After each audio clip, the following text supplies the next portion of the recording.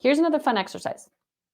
One more fun exercise, because sometimes how we get through this process is different for all of us. So, as you see for Nora, we took this ambiguous, we go, okay, create some action steps towards what the enemy's trying to say is ambiguous. For Chad, we could say close the loop, right? For me, I draw pictures. For some of you, okay, now create something on your schedule, right? Like put it on your phone. Here's the other thing that's really fun. It's called a Post-it party. Has anyone ever had a Post-it party? Here's what's really fun. Some of us need visuals. Some of us, again, I'm a writer, so I process by writing. Part of what I want us to do right now, you can use a piece of paper, maybe cut a piece of paper in half or in 7 slices, or at some point go buy some of these Post-its, because this is a really fun exercise.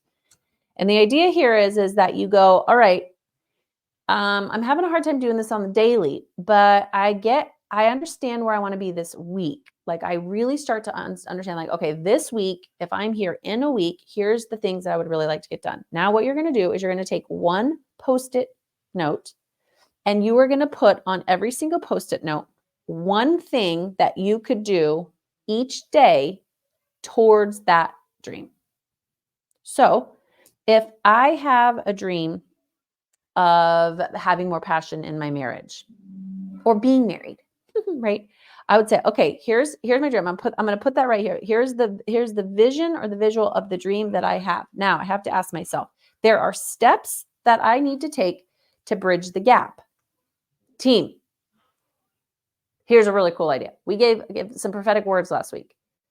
Here's what you have to understand about prophecy and why this is so important, is that as someone who is sharing a prophetic word, what you come to find out to move in the prophetic, and why it makes it so stinking scary when you learn your gift, ask me how I know, is that you actually only have like the next word. You don't have A to Z of the entire prophetic word. Like you're not like, hey, I can map out the next 27 years for you. Oftentimes it starts with a, hey, I have a word, literally a word, or I see you in a pink shirt, or I see a ladder, or I see a dove, or and it's one thing.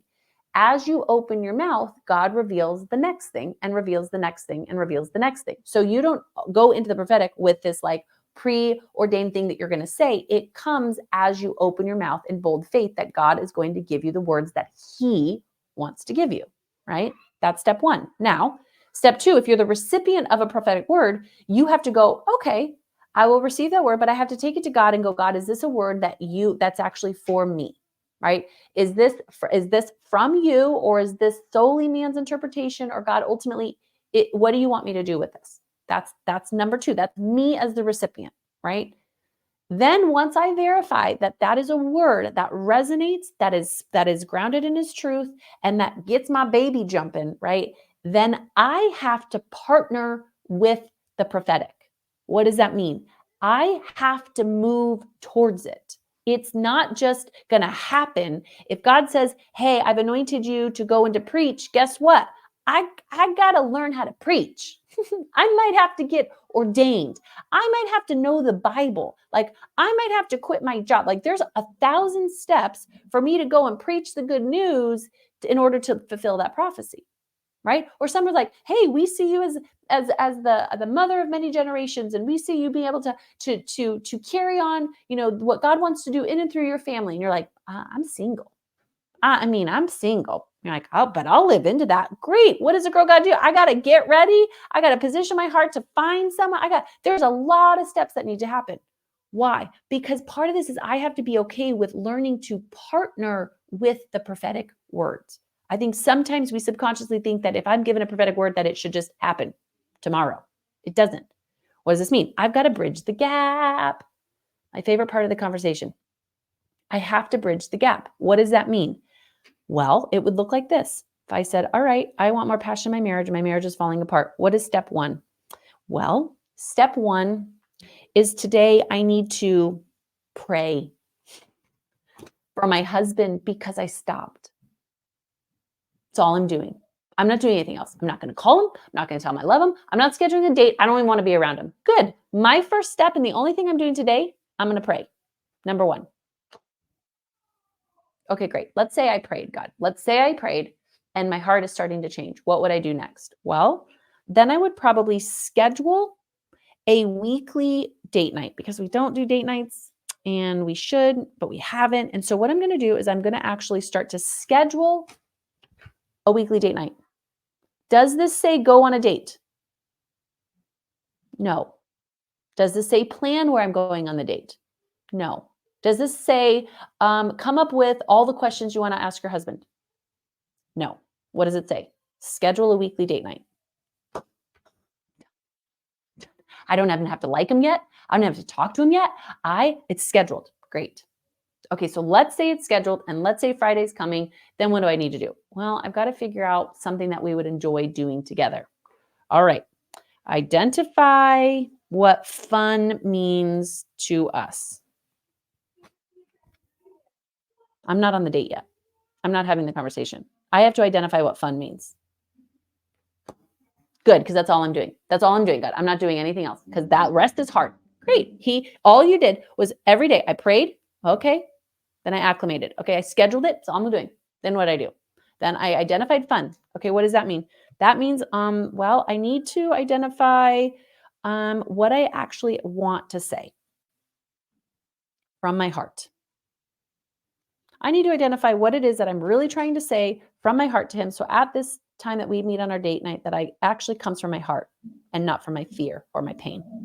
What am I really wanting to say to him? Then what? I have to go on my date. It's my date night. And that's the next step. Step by step by step. Why am I breaking it down this much? Because I have found that when we start to get out of the water, get out of the boat, and we start walking on water towards God, that the vulnerability of every single one of these steps is massive. It's actually challenging for us to do masters and task masters, and we can strategize and check off all the things on our list. Great, until it comes time to dream and to do the things that we need to do towards our dream, and then all of a sudden we start to retreat. All of a sudden we start to pull back. Why? Because we have to get out of the boat. I talked to a gentleman today. He's hiring me to be his wife's dream coach. It's her Christmas present. She is a high performer, high performer. I was shocked that this gentleman was calling me. Shocked. And I said, I have to ask you, I don't hate it. I would love to coach your wife. Why are you calling me though? He said, it's the first time I've seen her get clear on the bold dream that she has, and she's stalling. She's stalling. She's starting to pull back. She's not leaning in. And he says it's because she wants it more than anything she's ever done. Bingo. Now you know you're dreaming bold because you start to stall. So praying would feel hard. Scheduling the weekly date night will feel hard. Identifying what the flip fun even means, right? Saying something from your heart. I haven't done that in forever, like going on a date. But when we do this, 7 days, you're going to have 7 of these laid out, and you're going to put them on your mirror or somewhere your husband doesn't see them, right? Or whatever. And I'm going to put them on the mirror. Why? Because visually every day I'm going to take one off and I'm going to start stacking the pile. Then I'm going to take another, start stacking the pile. I'm going to take another until I get through my 7 days. And then guess what? I'm going to do it again. And what this does is it starts to create this path of I can now visually see every single day that I will commit to bridging the gap. No matter how simple, stupid, hard it is, every single day you will find me faithful. God, you've given me a dream and I will partner with the prophetic. And so faithfully, I will lean in.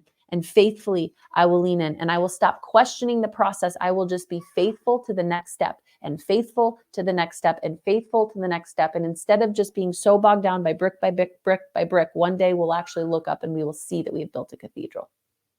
That's the idea. Plus, it's really fun, especially if you get bright orange ones. This is what it means to have a post-it party every week.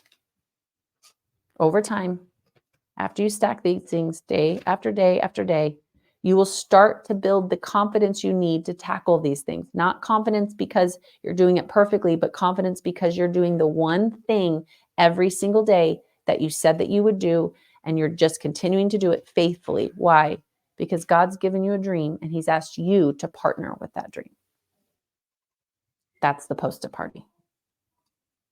So you can do that, or close your loop, or just stick to the journal, or whatever iteration you want to do. The idea here, do something.